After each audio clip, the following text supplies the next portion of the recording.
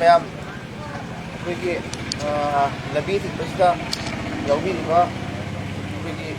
committee हैगदे सुजन हैगदे convener ma'am पुनमक अखोई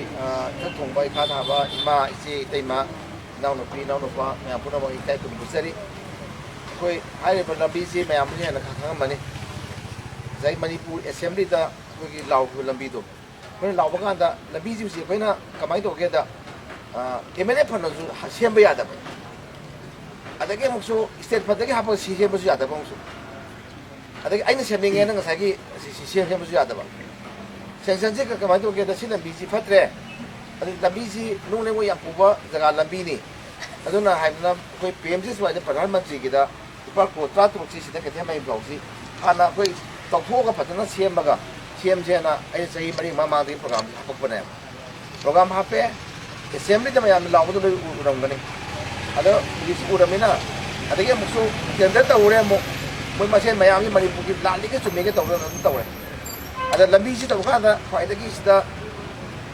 नुंगाइते सि आई नेमना वादा मैम न सागी सही लई दु यारोगनी लईबा नहा सिंग सहीबदा इमाइबन सहीबदा मरुवैना लेसाबी मचा सिंगना पाखक मचा सिंगना सहीबदा खांगमदे बेजु ओनदे लईबा गातरीना सगी तौरे कॉलेज काबे यादे स्कूल चप्पे यादरे तौरे अदगी काय कोना खंगना पाखंग लाउ यादरे खंगना पुबे यादरे पंगाम ngangne बेमन तादे काय कोना हायबसो अदुना सगी सि कदिसन लेरमिना हुजिकसे आइगिरि लंबी नि केंद्र नि बिहार गवर्नमेंट ना सेमगे सेमो इतो अदे पीएम ने सेमो इतो सि लंबी गिरि आइगिरि सेम हौरगेबा यारे मयामसि मयामना फजना कोऑपरेशन सपोर्ट तौबिरो तौबुददि लंबी सि सेम हौदिङैदा लेकाई ngasi थिंबिबो क्लब मैम से जिस माई जगह दो दिमाग तौबी तौबीरगा लंबी दो आई जेसीबी पीगे पैसा पीगे लोयनबक से तफाय थम्बिरो कहीं ngasi थिंबिबि समायना कोइना याम को टॉप की यामद्रे टॉप की स्वाइदा खितम मते सि लोय याबा हाने यादम आतनेबा अदगी कोलाय स्वाइजु याम यादरबने मरुइना कोगी संगंदबीसे सिगी संगंदबी जगह से संगंदबी कोगी थोंगी तंगला अखोगी थोंगी असिगी मतेक तो अदुम सगी सि मैम की जेसी फमी मैम सिना इसा की अम्बिंग वरसो टॉप सिंथागे वरसो लाइमनाई की वरसो अदगी निथौनाई की वरसो अदगी नुवाई वोपी वरसो इसा ना सगी सैदा ngasi mifam sina lambi se aina kendra MLA में मुझे मैम लंबी सेम दसु डीसी ना सगी तौरसो ते पीडब्ल्यू ने सेम दसु सेम दसु मैम दे एंगोंदा लंबी सेम दे नंग केन कुमक पेयर नंग बोर्ड पी हाई तुइनेबा मैं सोचे हाई तु लास्ट अदु हाई तुने मुझे खांगेबा कि मैं आमसी डीसी दा लंबी सेम नो अमा लाई सेम नो अमा सेम लेदी खा लेदी एंगोंदा नंग केन कुमक पेयर नंग बोर्ड ले पुजारोय नंग कुमक पुजारोय ना हाई कने फ्रेंड की अदु यौदि गनि नंग लाई सि की बगी मैम सि तंगाई फद अदु सि मैम सिना आइना हाइजबसि साइसिदा होय जिसे कोइना तांग तरागा मरी सिदी कनो लेरमनिको कोइ सजिबु सेराउबा कोइ हिंदू गौतम चबा कोइ सि आलमन जिंगी कोइ अदु बल जाति की लेरे अदुना सिबाउदी कोइ लंबी जिपि थादो कोइनो अदु कनो तकी तांग 15 निमिट तकीना निमिट मंगानी मनुंगदा अपाम्बा खुन की अपाम्बा लेका की जेसीबी चंगदा पैसासिन अदु पिरेगा अदु डेमोक्रेसी तौबियो अदुगा तांग कुंदगी निमिट मंगा निमिट मरी दे तौबिरो यारे अदुगा तांग कुंदगी ओइना लंबी से तौखाइरगा आई सेसे माहुरगे तबजाना पैसा सरकार की लाजु यारे लाजु केंद्र एमएलए नि मयाम नै थागा पिबनिना मयाम त आइगी प्रजा मयाम से आलम मन छि इचाइ सु दैबा मरु छात्र छात्री मयाम से वाम कबे लामिना आइगी सि कनो तौबि यादे सिदम मयाम ना ngang ba kan ta ko ju amoi da pip thu e ba si mayam na de thing ai dum khang ai tari ada sai ai na su mayam da hai ne adum to biu ka su kai de to biu hai kan da ai su ka sai ki mayam ma ko kau bu do ai ang ko phajan ma pung pha to kan da sida mayam na mu kana na ka kari hai bi ka de mo da ama na sem moi sem da mani adu to hai bi su em ni yaw we mayam ada ai sidi mayam pun la kan da phajan gyan phajan ta min da kan da ai su to ge si me di khal lai bi na to si mayam irang ho bi si ngai ba na ta ba sai ai na hai problem yang tu lai पैसा तो सी same लुरे एनो लंबी same in programme तो cancel करो तो तौकी दब जे आई undertaking अखोय कनो दा तांग 35 दा गवर्नर गा आई जुवाली सराने बा थादोइ सी देइ सादोइ सी की पियर मतमिना कोइ सरकार जे फॉर्म तौदे नै दा से वो तो सी लंबी सी तंगाई फदना कोइ प्रजा की पैसा दे सेम होगरे अदना अखोय की हाल प्रोग्राम दो तो कैंसिल तो बिगन वन आई सी एम इरगे थम्बी ने बा अदुमा आई ngam da तौरगे अदुमा अदुगा सा हाजे बतो तांग 15 दगी दी ꯁꯤꯒꯤ ꯂꯝꯕꯤꯁꯤꯃ ꯗꯤꯃꯥꯔꯀꯦꯁꯟ ꯏꯁꯥꯒꯤ ꯖꯒꯥ ꯏꯁꯥ ꯈꯪꯉꯝꯃꯅꯤ ꯑꯩꯈꯣꯏꯒꯤ ꯈꯨꯟꯒꯤ ꯂꯩꯀꯥꯏꯒꯤ ꯀꯥ ꯍꯦꯟꯅ ꯃꯤꯒꯤ ꯌꯨꯝ ꯀꯩ ꯁꯣꯛꯑꯝꯕ मागी मसागी इंखोल मपादा फुट अमनी सोखुसबुदी सोखसरोबा कोई सिबदा पुदी कना पुदोइनोबा कना मीगी युम कई याम कायना सोखबगुमदुदी अदुदे कोई खनरगा मयाम लेकाई खनर ए माई मयुमदी समाई तोना माइसि याम तीना सोए सिमा सोए हारगदी कोई मयाम खनरगा सी मयाम जी सिगी मयाम खनरगा माई में खनरगा ए सिदी एमएलए फंदे खितंग यंगबेसे माई सीएम साबी यंगबेसे नगा सीएम सुसिंगी ततौबुदी याएबा अदुमा तौ नत्रगदी सगी सिगी कंडीशनसिदा डेट 15 दगी सीमा डिमांडेशन तौबीरबा डिमांड से कनाम गाइबीरनो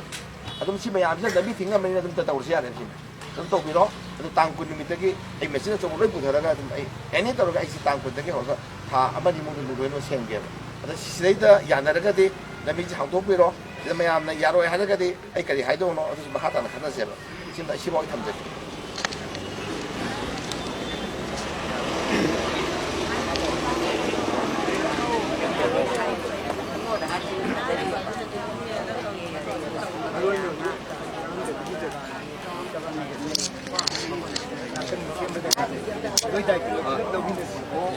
डिमार्केशन अखोई याम क्लब की लौरगे कहीं हाजरगेबा हजिकी कोई एमएलए हारिबसिदने हजि अखोइना हाउरिबसुमाइना ड्रेन जी लेतबदि लंबी जी सेमजु कइसु कानरोदबनिना जाजा मयाम जी सिगी ड्रेन जिगी एमएलए ना कुचु खुलाई पीर अनि हाइबसिदा तांग 15 सिदा नुपी नुपा अखोइ थोगको खनदबिदा कइनदबिदा लंबी जी फालगे ना अखोइना खलबनिना इसिंग चंभम ड्रेन जी लेत्रबदि फना यामना सुगाम था थाजु फरोइबको आई थोंगा लोइजनु मी थोंगा लोइजनु हा सी उकू लोइना हापगा आतुदु आबगे सी इसिंग जे सिदा चेलगा सी लाकदो मी सी खोंबाला चौ चौ लेरमिनेबको साइ साइ से खोंबाला चौ मक्ता लेरमिबनेबा अदुना मसीदा खनबा चैनबा तौदना अखोई मयाम सिगी एमएलए ना हारिबसी दायित्व लौमिनरजी हाइबा वाफम जे यारेना अखोई लमनागिसु लमनाइ क्लब ना हा चांगमदबी क्लब यामबेंगिसु मरमदि दायित्व जी हुजि क्लब का मया पाइबी गरा खरा थबकसी पुइबनिना अखोई जे सी लौमिनबदा करी अकाइबा लरिगे करिगुम काइगदबा लरगना ngamo hai hauseba ko ado ngangotaba leragadi lambi ji semhauraji kuju kulaji pibiro aikoi tang 15 gi ayukda akoi na ngasai thoiba dumaina amathaktai hauraksira somdai haujira eni ma hauriba mafamda akoi tinje chalaga ko drain je pothoga thamaba chandadi bungona daitwa silawi doina tro sing sagi aina erom haje sagi aina badi अतई train कई आई लोई तौगे यारेब अखोना कई तो लाई मनाई की मफम अहम खनेब लोई यानेब कहोसे मरुना चांगदबीसीनेब चांगदबी निथौना की मफम यावेब निथौना की मफम अनीग अदगी टॉप की गोलाई हाइजनबईदो मफम मफम टॉप लमलाइद मफम अनी अहम यावे अहम से हाँ लोई तौरमे यानेब अतई खोमदुसु मसा मसा क्लब जगह तो अथो लोई तौब कई सोब नतेब फुट खतनेब याम लौरो निथर लौरो चंगदबी लौबीरो तांग 10-15 माई माई जगह दरकार गाड़ी के जेसीबी अहम दरकार अहम पीरगे याम पीरगे थोनाई पीरगे तोसु पीरगे लोई पीरगे यारेब नुमित 5 नोम लोने थम यारे है ए मशीन पुधरगा मैं सुई सुमाय पुधरगा तहलगे चंगमदबी मफम करमगुमदिन हम कनो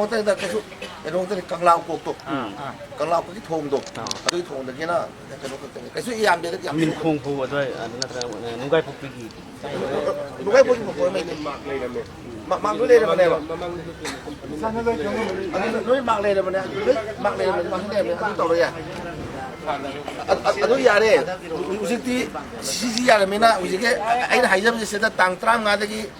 तौबीरो इसा इसाना हायें आइन तौरदी आइ भोट आइदा चक मांगे बया अदुना आइ तल्लेबा अदु गसागी तौबीरो